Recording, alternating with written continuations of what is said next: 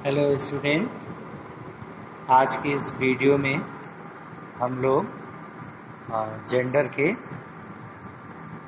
प्रश्न अभ्यास को देखेंगे, उसके बारे में चर्चा करेंगे। क्योंकि पीछे के वीडियो में हम लोग इस चैप्टर को पढ़ चुके हैं, तो आइए हम देखते हैं इसके प्रश्न अभ्यास के प्रश्नों को। देखिए, इसमें पहला जो प्रश्न है, नीचे दिए प्रश्नों के उत्तर दीजिए। प्रश्न दिया हुआ है, इसका उत्तर जानना है, हमको लिखना है। पहला प्रश्न है, लिंग किसे कहते हैं? और उदाहरण दे करके स्पष्ट करना है। तो लिंग किसे कहते हैं? इस शब्द के जिस रूप से हमें यह पता चलता है कि वह पुरुष जाति का है या स्त्री जाति का, उसको ही हम लिंग कहते हैं। इसको कहते हैं भाई, जिस शब्द के जिस रूप से यह पता चले कि वह पुरुष जाति का है या स्त्री जाति का, उसको हम लिंग कहते हैं। दूसरा है, नहीं, उदाहरण लिख लीजिए। उदाहरण जानना है हमको, उदाहरण भी।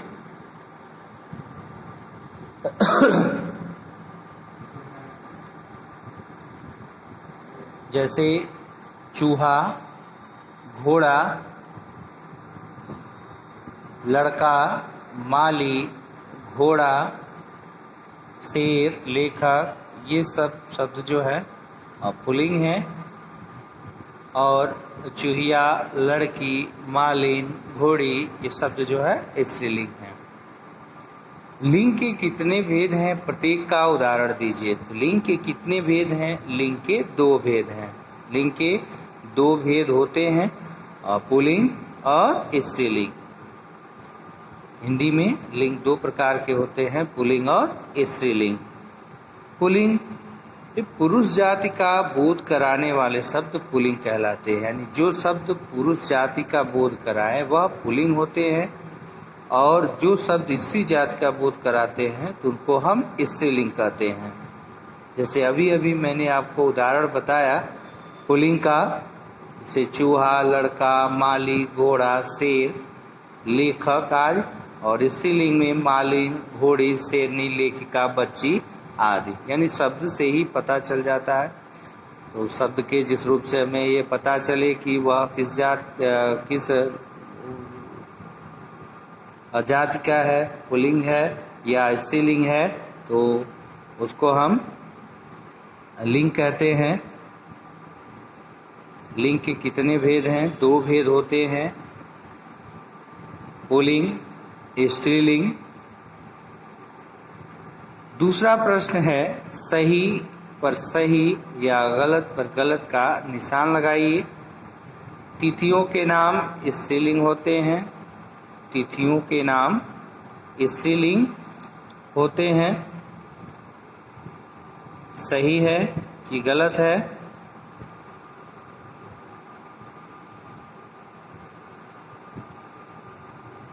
तो तिथियों के नाम जो है वह स्त्रीलिंग होते हैं। यह सेंटेंस आपका सही है। तिथियों के नाम स्त्रीलिंग होते हैं, यह सही है। हिंदी में लिंग 3 प्रकार के होते हैं। वो हिंदी में लिंग 3 प्रकार के नहीं होते, 2 प्रकार के होते हैं, इसलिए यह सेंटेंस क्या है? यह गलत है। चंद्रमा एक पुल्लिंग शब्द है, तो चंद्रमा एक पुल्लिंग शब्द है, सही है, ये सत्य है, क्योंकि ग्रहों के नाम जो है वह पुल्लिंग होते हैं। विधुर का स्त्रीलिंग विधवा होता है, ये सही है कि विधुर का स्त्रीलिंग जो है वह विधवा होता है। चील एक स्त्रीलिंग शब्द है, तो यह गलत है, क्योंकि चील को हम क्या करते हैं, स्त्रीलिंग करने के लिए मादा चील कर लेते हैं और पुल्लिंग करने के लिए नर चील कर लेते हैं। तो यह लिखा है कि स्त्रीलिंग शब्द है, तो इसलिए यह गलत है। वर्णमाला के अक्षर स्त्रीलिंग होते हैं। तो वर्णमाला के जो अक्षर होते हैं वह स्त्रीलिंग होते हैं। वर्णमाला के अक्षर स्त्रीलिंग ही होते हैं।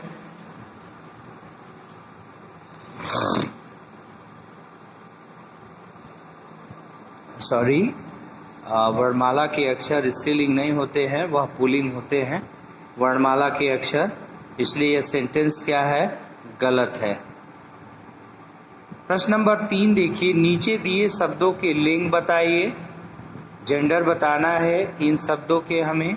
लोहा यह पुल्लिंग है, सेब पुल्लिंग है, और घोड़ा ये पुल्लिंग है, बुधवार पुल्लिंग है, और हिंद महासागर ये भी पुल्लिंग है। यानी ये सारे शब्द जो है पुल्लिंग हैं।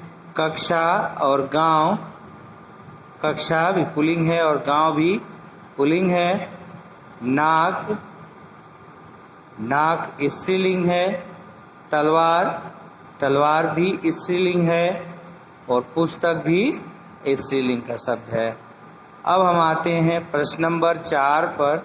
4 में कह रहा है कि नीचे दिए शब्दों के स्त्रीलिंग रूप लिखिए। तो इनके स्त्रीलिंग रूप लिखना है। बंदर का यहाँ पे स्त्रीलिंग वर्ड जो है बंदरिया हो जाएगा। पंडित, पंडित में आइन प्रत्यय लग करके पंडिताइन हो जाएगा स्त्रीलिंग शब्द। हाथी, तो हाथी का हाथिनी हो जाएगा, और घोड़ा का घोड़ी हो जाएगा। सम्राट, सम्राट का साम्राज्ञी होगा। कवि, कवि का कवियत्री, अभिनेता का अभिनेत्री। क्षत्रिय, क्षत्रिय पुल्लिंग शब्द का स्त्रीलिंग क्षत्राणी। मगरमच्छ, तो मगरमच्छ का स्त्रीलिंग मादा मगरमच्छ। और बुद्धिमान, बुद्धिमान का स्त्रीलिंग जो है वह बुद्धिमती। प्रश्न नंबर 5, नीचे लिखे वाक्यों में रंगीन शब्दों के लिंग बदलकर पुनः लिखिए। यानी इसके जेंडर चेंज करके हमको इस सेंटेंस को फिर वैसे ही लिख देना है। बस जो कलरफुल वर्ड है इनके जेंडर हमको चेंज करना है। तो यहाँ पे लिखा हुआ है दादी जी ने अपनी पोती को आशीर्वाद दिया था। हम यहाँ दादी जी को दादाजी कर देंगे और पोती को पोता कर देंगे। तो हमारा सेंटेंस क्या हो जाएगा, लिखेंगे हम दादाजी ने अपने पोते को आशीर्वाद दिया। दादाजी ने अपने पोते को आशीर्वाद दिया।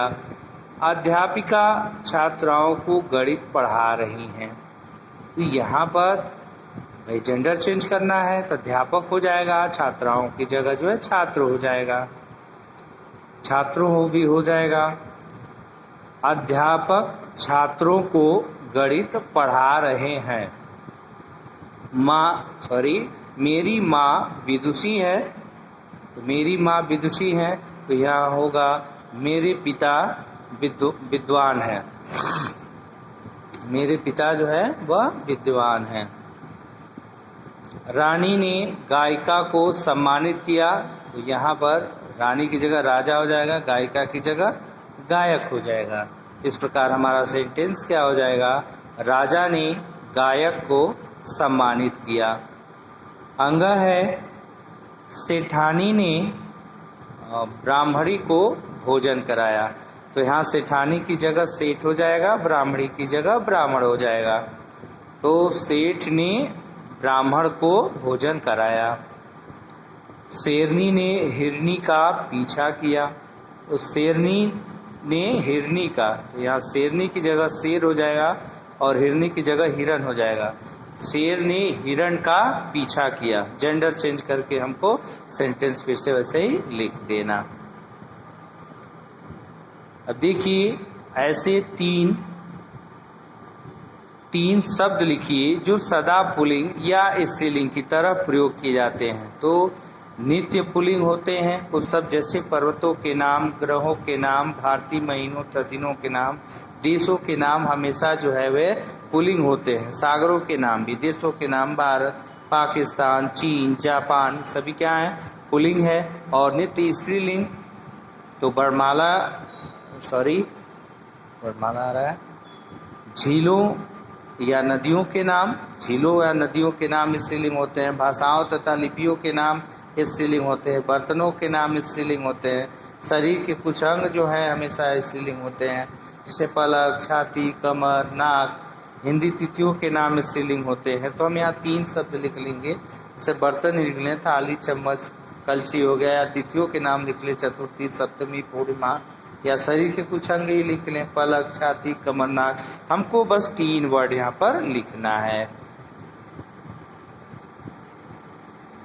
अब आते हैं हम प्रश्न नंबर 7 में। प्रश्न नंबर 7 कह रहा है नीचे लिखे शब्दों का लिंग वाक्य प्रयोग द्वारा स्पष्ट कीजिए। यानी ये जो शब्द दिए हुए हैं हमको वाक्य बनाना है, वाक्य में प्रयोग। आप वाक्य प्रयोग जानते हैं कि वाक्य में हम कोई ऐसा सेंटेंस बनाएंगे जिसमें इस वर्ड का प्रयोग हुआ हो, यूज हुआ हो।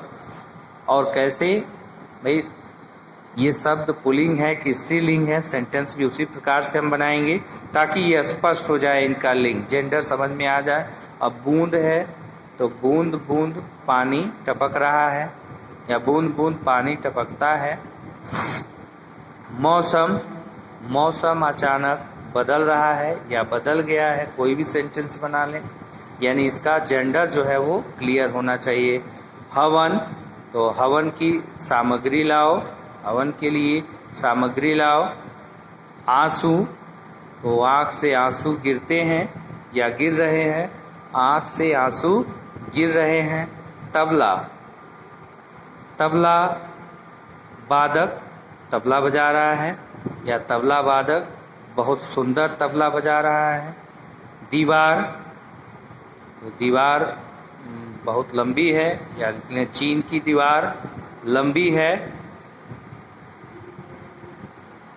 अब हम आते हैं प्रश्न नंबर 8 पर। प्रश्न नंबर 8 कह रहा है कि वाक्य शुद्ध कीजिए। देखिए यहाँ कुछ वाक्य दिए हुए हैं और ये कुछ न कुछ इसमें अशुद्धता है, त्रुटियां हैं, उनको हम ठीक करके फिर से सेंटेंस को लिख देंगे।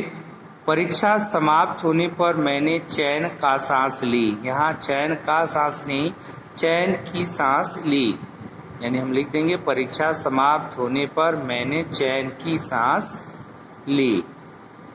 उसकी टांग का हड्डी टूट गया, ये गलत सेंटेंस है। उसकी टांग का हड्डी टूट गया, उसकी टांग की हड्डी टूट गई।